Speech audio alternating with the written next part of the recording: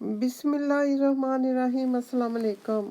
हज़रत हूद अलैहिस्सलाम साम की औलाद में से थे। हज़रत नूह अलैहिस्सलाम की 8वीं पुश्त में है। आपका शजरा यूं है: हूद बिन अब्दुल्ला बिन रिया बिन हलूस बिन आद बिन औस बिन साम बिन नूह अलैहिस्सलाम। आपकी नबूवत की पेशन गोई हज़रत नूह अलैहिस्सलाम कर गए थे। आप कौम आद की हदायत के वास्ते पैगंबर बना कर भेजे गए थे। आद की इस वक्त खूब बनी हुई थी। आद कौम बहुत ऊंचाई पर जा रही थी। ज़माना मुवाफिक था।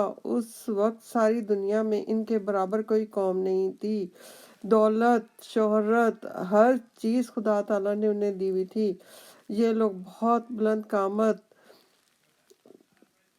तवील उम्र होते थे और एक बुत की पूजा में मशहूर रहते थे। हज़रत हूद अलैहिस्सलाम ने हर चंद इन्हें मना किया, मगर इन लोगों ने एक ना सुनी। और जब इनकी शरारत हद से ज़्यादा गुजरी तो पहले पानी बंद हुआ और 3 बरस तक कतरा पानी का नहीं बरसा।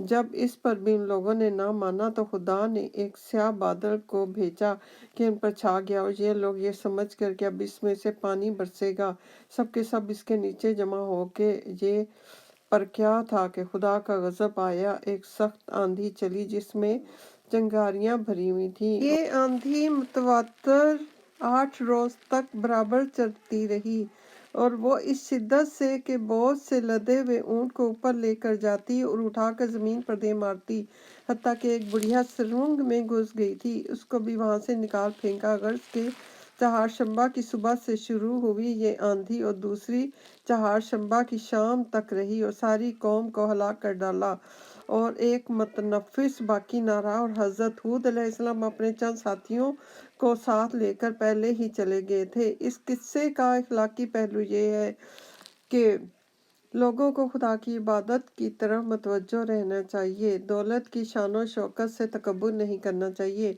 खुदा के ख़ास बंदों को झुटलाने का अंजाम हमेशा बहुत बुरा होता है। बारी ताला है कि हमने कौम आद की तरफ उनके भाई हूद को रसूल बनाकर भेजा तो उन्होंने भी लोगों से कहा कि मेरी कौम खुदा की इबादत करो और इसके सिवा कोई माबूद नहीं। तो क्या तुम खुदा से डरते नहीं हो? तो उनकी कौम के चंद सरदार जो काफिर थे कहने लगे, हम तो बेशक तुमको हमाकत में मुब्तला देखते हैं और हम यकीनी तुमको झूठा समझते हैं। हूद अलैहिस्सलाम ने कहा कि मेरी कौम, मैंने तो हमाकत की कोई बात नहीं की, बल्कि मैं तो परवरदिगार आलम का रसूल हूँ। मैं तुम्हारी पास तुम्हारे परवरदिगार के पैगामात पहुँचाए देता हूँ और मैं तुम्हारा सच्चा खैरख्वाह हूँ।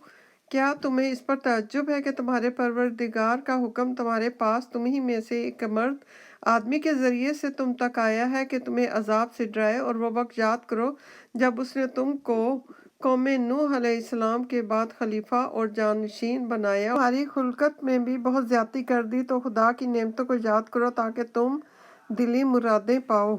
तो वो कहने लगे कि तुम हमारे पास इसलिए आए हो कि सिर्फ खुदा की तो इबादत करें और जिनको हमारे बाप दादा पूछते चले आए हैं छोड़ बैठे। बस अगर तुम सच्चे हो तो जिससे तुम हमको डराते हो हमारे पास लाओ।